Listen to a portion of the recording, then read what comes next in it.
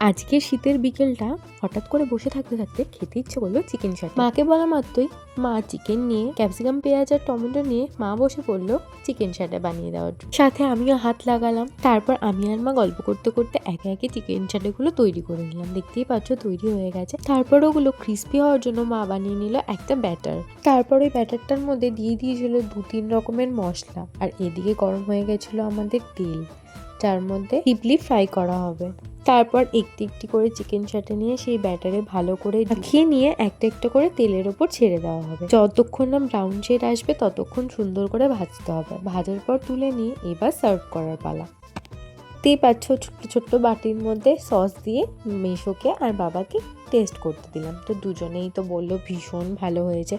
আমি টেস্ট না করলে হয়, তো আমিও নিয়ে নিলাম একটা। তো বেশ ভালো লাগলো। আমি খেতে থাকি আর তোমরা আমার চ্যানেলটি সাবস্ক্রাইব করতে থাকো। টাটা।